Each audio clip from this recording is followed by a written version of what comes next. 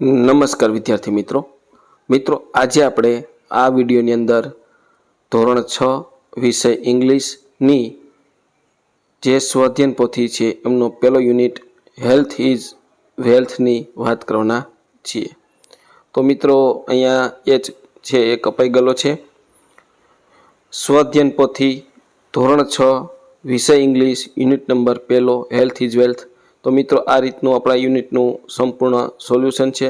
મિત્રો આવા જ સોલ્યુશન મેળવવા માટે આપણી ચેનલને સબસ્ક્રાઈબ કરો અને આ વિડીયો તમારા મિત્રો સાથે જરૂરથી શેર કરો। બીજું કે મિત્રો આપણી યુટ્યુબ ચેનલ પર ધોરણ 6ના સ્વાધ્યાયન પોથીના દરેક વિષયના સોલ્યુશન મૂકેલા છે, જે તમને મારી યુટ્યુબ ચેનલના પ્લેલિસ્ટમાંથી મળી જશે। તો મિત્રો શરૂ કરીએ ધોરણ 6 વિષય ઇંગ્લિશની સ્વાધ્યાયન પોથીનો પહેલો યુનિટ હેલ્થ ઇઝ વેલ્થ। તો પહેલી એક્ટિવિટી છે read the following rhyming words and circle the rhyming word which is given in the poem health good healthy food is good. તો રાઇમિંગ વર્ડ છે વુડનો ગુડ, હોલનો ટોલ, એલોંગનો લોંગ અને ક્લિકનો સિક। ત્યાર પછી activity 2 આવે છે list out the following food item into healthy and unhealthy. તો તમારે healthy અને અનહેલ્ધી છે એને ડિવાઈડ કરવાનું છે। એમાં મેગી, પાસ્તા, સ્પ્રાઉટ, રોટી, સબ્જી, ફ્રૂટ, બરાબર આ રીતનું છે। તો આપણે એને જુદા પાડીએ તો અહીંયા હેલ્ધી ફૂડમાં રોટી, સબ્જી, ફ્રૂટ, દાલ, rice, dry fruit, vegetable, milk. અનહેલ્ધીમાં Maggi, pasta, pizza, French fry, popcorn, burger આ રીતનું આવશે।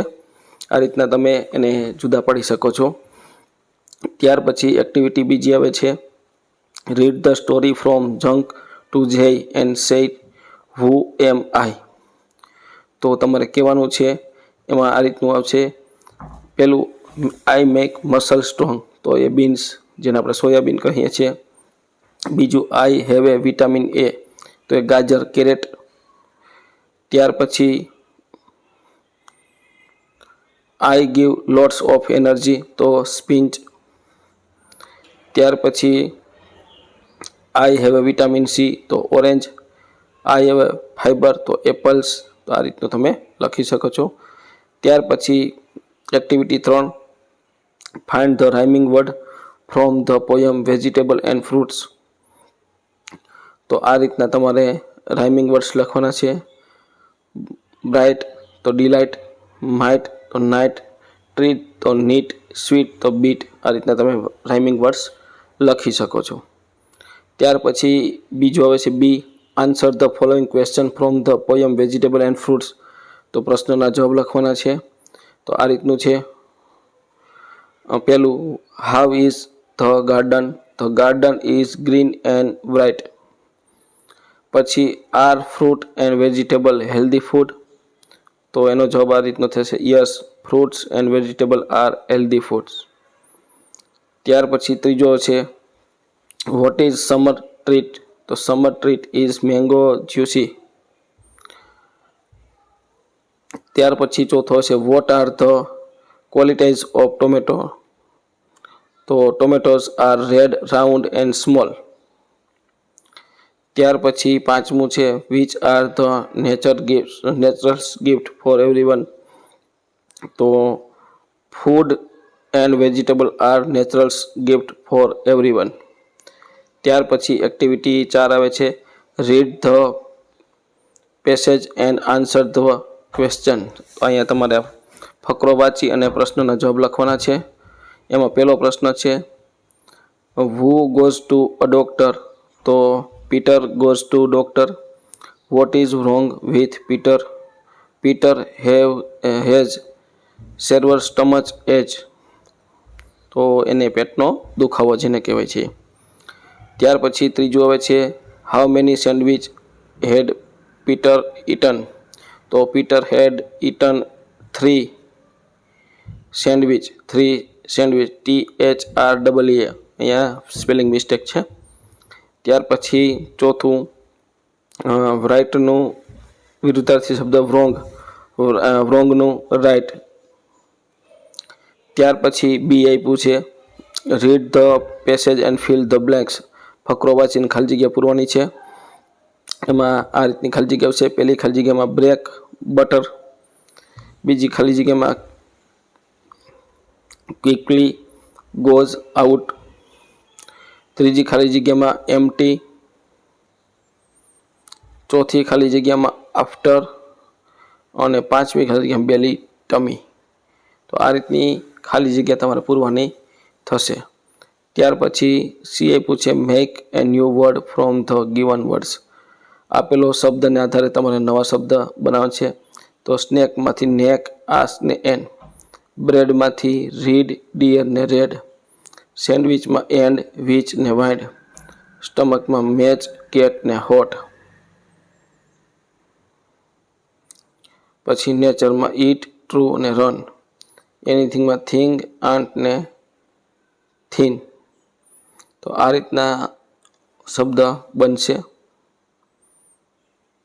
ત્યાર પછી એક્ટિવિટી 5, પાંચમી એક્ટિવિટી આપી છે। અહીંયા તમારે study invoice and answer the question. અહીંયા તમને એક બિલ આપેલું છે, આ બિલ વાંચી અને તમારા પ્રશ્નનો જવાબ લખવાના છે।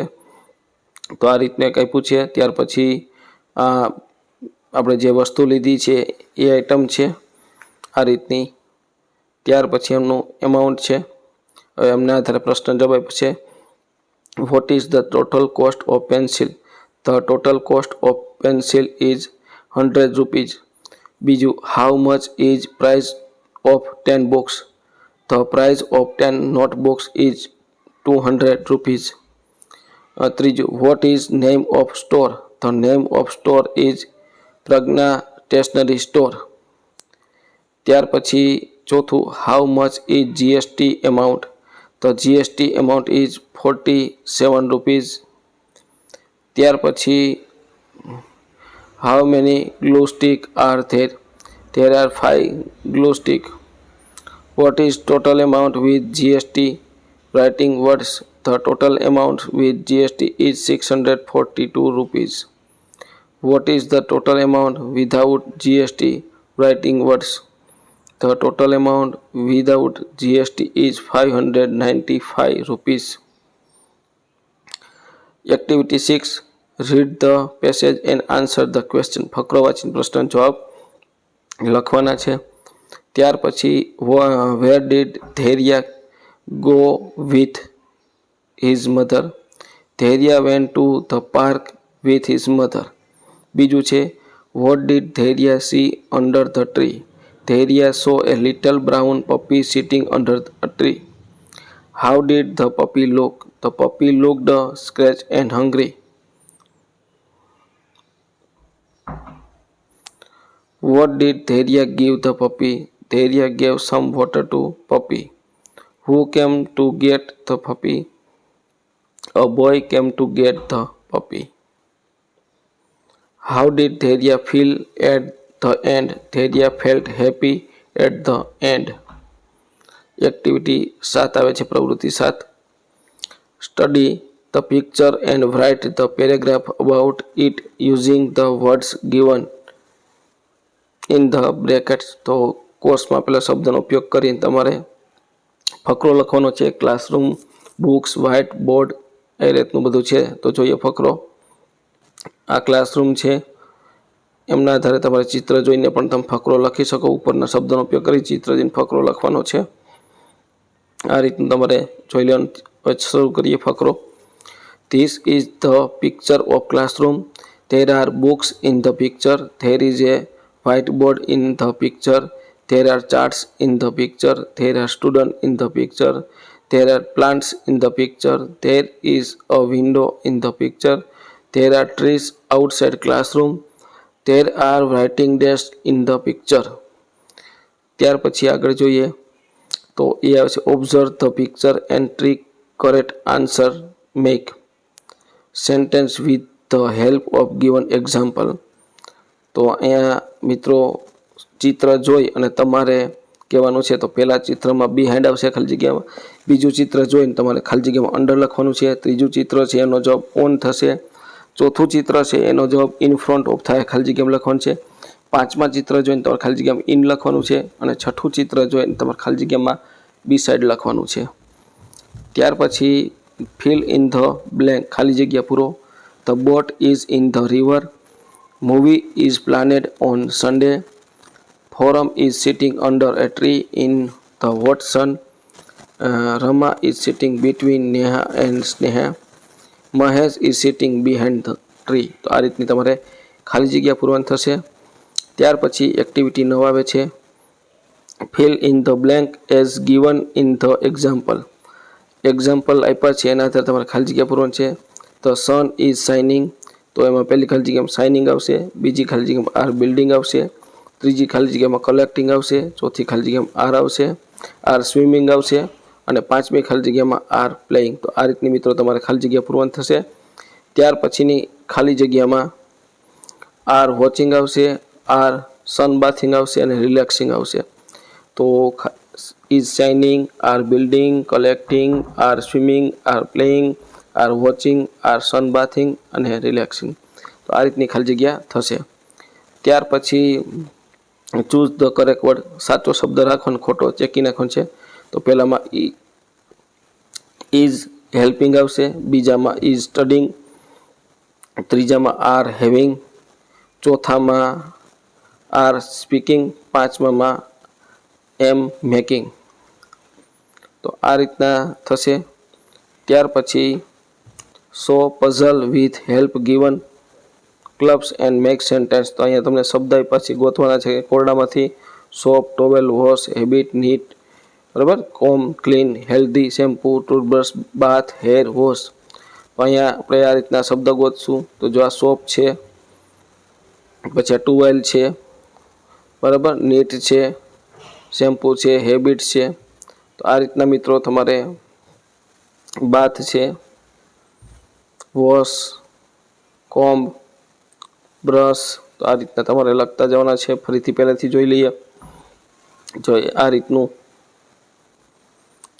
ત્યાર પછી આ રીતના, ત્યાર પછી આ રીતના, ત્યાર પછી આ રીતના વાક્ય બનાવીએ. We always keep good habit. બીજું છે we must keep our home neat and clean. Comb is made for plastic. We always wear clean clothes. Healthy snack make our body strong. Shampoo make our hair silky. We must do toothbrush daily. અને daily bath given healthy body. તો આ રીતનું મિત્રો તમારે વાક્ય જે શબ્દ આપ્યા હતા એનો ઉપયોગ કરીને લખવાના છે. 9મું પણ છે હજી, we must wash our head 2 times in week. ત્યાર પછી 11મી પ્રવૃત્તિ આપી છે, read the sentence and tick the correct answer. અહીંયા તમારે વાક્ય વાંચીને ખરો આન્સર લખવાનો છે. What should we do before taking any meals. તો કોઈ પણ ભોજન લેતા પહેલાં શું કરવું જોઈએ? વી વોશ હેન્ડ વોશ, હાથ ધોવા જોઈએ. વિચ ઓફ ફોલોવિંગ ઇઝ સિંગ ઓફ ગુડ હાઇજેનિક. તો ક્લીન હેન્ડ્સ. ત્યાર પછી બ્રશિંગ ટીથ, ત્રીજામાં બી. ત્યાર પછી ચોથામાં છે સ્ટે હેલ્ધી, અને પાંચમામાં છે ટ્વાઇસ ડે. ત્યાર પછી arrange the letter and meaningful words. તો મિત્રો અહીંયા તમને જે શબ્દ આપ્યો છે આડાવડો છે એને તમારે વ્યવસ્થિત ગોઠવણ છે. તો પહેલો છે એમાં એન્ટીબાયોટિક બનશે. તમારે જે શબ્દ આડાવડા આપ્યા છે એનામાંથી ભેગા કરીને એક સ્પેલિંગ બનાવવાનું. તો એન્ટીબાયોટિક. બીજામાં બનશે ડૉક્ટર, ત્રીજામાં ડિસીઝ, ચોથામાં ફિટ શબ્દ બનશે, પાંચમામાં એક્સરસાઇઝ બનશે, છઠ્ઠામાં એનર્જી બનશે, સાતમામાં ફ્રૂટ બનશે, પછી વેજીટેબલ બનશે, વોટર બનશે, સોપ બનશે. આ રીતના તમારે સ્પેલિંગ બનશે, બરાબર. અક્ષર ડાળો થઈ ગઈને ગોઠવવાના છે.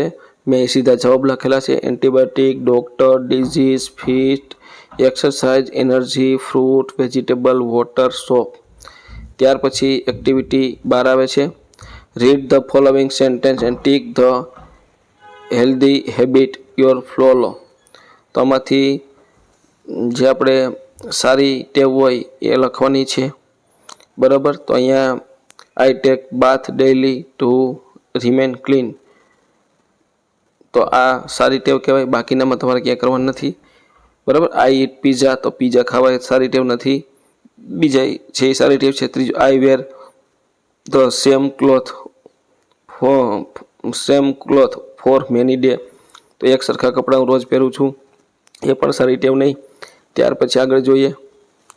ચોથું છે I wash my hand with soap after using washroom. તો વોશરૂમ ગયા પછી હાથ ધોવાય, સારી ટેવ છે. I keep my nail long, હું મારા નખ લાંબા રાખીશ, એ ખરાબ ટેવ, તો એમાં કંઈ કરવાનું નથી. ત્યાર પછી છઠ્ઠું છે સારી ટેવ છે, અને નવમું છે પણ સારી ટેવ છે. તો આટલી સારી ટેવ છે એમાં રાઇટ કરવાનું છે. ત્યાર પછી એક્ટિવિટી 13 આવે છે. તો અહીંયા તમારે ચિત્ર જોઈને ફકરો લખવાનો છે. અહીંયા શબ્દ કાઉસમાં આપેલા છે. Merry go round, children, balloon, tolls, rides, tree, open ground ને બલૂન્સ. તો આનો ઉપયોગ કરીને તમારે ફકરો લખવાનો છે. આ ચિત્ર જોઈ લેવાનું છે. તો આ રીતનું ચિત્ર છે. આ ચિત્ર જોયા પછી તમારે ફકરો લખવાનો છે. તો અહીંયા ફકરો લખું છું.